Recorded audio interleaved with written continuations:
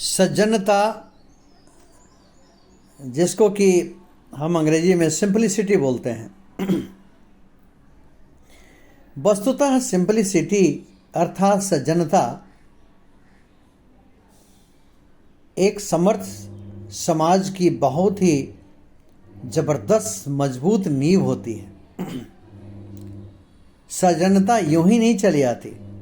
सज्जनता के लिए बहुत सारे कठिनाइयों को पार करना पड़ता है, तपस्या करनी पड़ती है, साधना करना पड़ता है, तब जाके आप एक सज्जन इंसान कहला पाते हैं।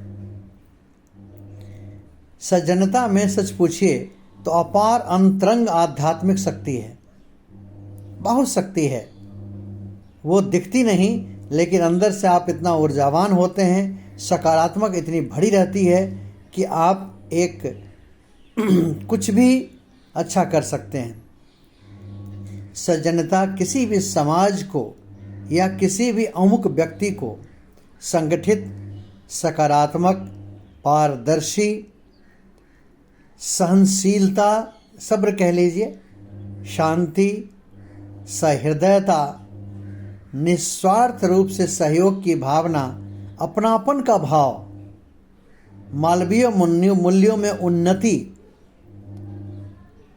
शांति, व्यवहार में कुशलता, नैतिकता, किसी भी चीज में पारदर्शिता, अहंकार में शून्यता, ईमानदारी, सार्थकता, समर्थता, इन सब चीज़ों को जन्म देता है, जिसे हम सज्जनता कहते हैं। हम जानते हैं कि सज्जन बोलना, सज्जन शब्द बोलना बहुत आसान है, लेकिन इस किरदार को निभाना बहुत ही कठिन है। लेकिन हम लोग तो कठिन काम करने के लिए ही तो बने हैं।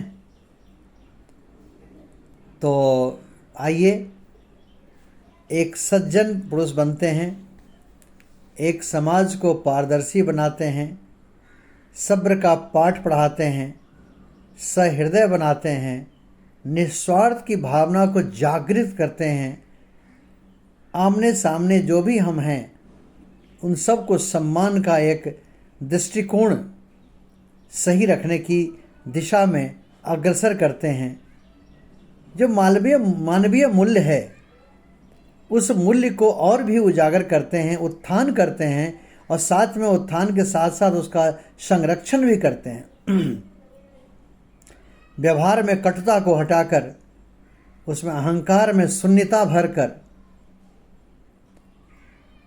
उसमें पारदर्शी का तड़का लगाकर नैतिकता का पाठ पढ़ाते हैं। उनके जीवन को समर्थ, सार्थक बनाते हैं। अपने ईमानदार प्रयास से एक इंसान को एक सज्जन पुरुष बनाते हैं, भद्र पुरुष बनाते हैं। आइए इस मिशन में आप भी मेरा साथ दीजिए और हम इस जहान को, इस आवाम को, उसमें समस्त व्यक्तित्व को एक सही दिशा, मानवीय मूल्यों की तासीर को समझने की कला सिखाते हैं, और साथ में हम उसका संरक्षण भी करते हैं। मैं अशोक मिश्र, धन्यवाद।